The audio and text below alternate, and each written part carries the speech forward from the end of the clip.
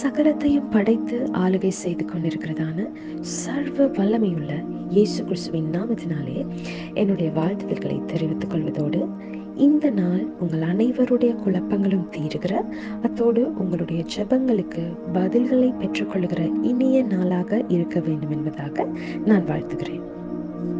லூக்கா எழுதினதான சுவிசேஷம் 11வது அதிகாரம் 35வது வசனம். ஆகையால் உன்னிலுள்ள வெளிச்சம் இருளாகாத படிக்க எச்சரிக்கையாயிரு. இயேசு கிறிஸ்துவானவர் இந்த பூமியிலே வாழுகிற ஜனங்களுக்கு வெளிச்சத்தை கொடுக்கும்படியாகவே இப்பூவில் உதித்தார். எனவே நாங்களும் அந்த வெளிச்சத்தை உடையவர்களாக நிற்கிறோம். ஆனாலும் அந்த வெளிச்சத்தை இருளாக்குவதற்காக பல யுக்திகளை பிசாசானவன் கையாண்டு கொண்டிருக்கிறான். ஆகவே நான் எந்த பக்கத்தை தெரிவு செய்கிறேன்? என்னுடைய கிரியைகள் மற்றும் என்னுடைய சிந்தை எதனை சார்ந்திருக்கிறது?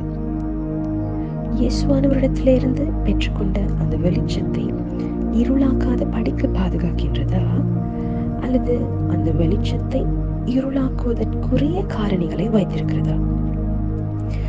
சில நேரங்களில் எங்களுடைய வெளிச்சத்துக்கு ஆபத்தான காரியங்கள் எங்களுக்கு தெரியாமலேயே நாங்கள் எங்களுக்குள்ளாக வைத்திருக்கலாம்.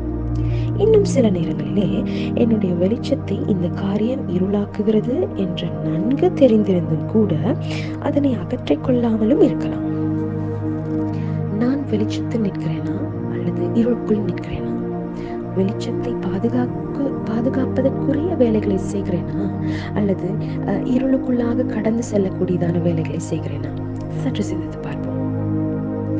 எதுவாக இருந்தாலும் இயேசுவானவர் சொல்கிறார், உன்னில் உள்ள வெளிச்சம் இருளாகாத படிக்கு எச்சரிக்கையாயிரு என்பதாக. எங்களுக்குள் இருக்கிற வெளிச்சத்தை இருளாக்குவதற்காக பிசாசானவன் பல வேலைகளை செய்து கொண்டிருக்கலாம். எனவே தேவனுடைய கரத்தை இறுக பற்றி பிடித்துக் கொள்வோம். எங்களுக்குள் இருக்கிற வெளிச்சத்தை அவருக்குள்ளாக பாதுகாப்போம். அத்தோடு தேவராஜ்யத்தை பிரகாசிக்க செய்வோம். இந்த நாள் முதற்கொண்டு உங்களது வெளிச்சம் பாதுகாக்கப்படுகிற நேரங்களாக அமைய வேண்டும் என்பதாக வாழ்த்துகிறேன். அத்தோடு வெளிச்சத்தின் கர்த்தர் தாமே எங்கள் அனைவரையும் பாதுகாப்பாராக, ஆசீர்வதிப்பாராக.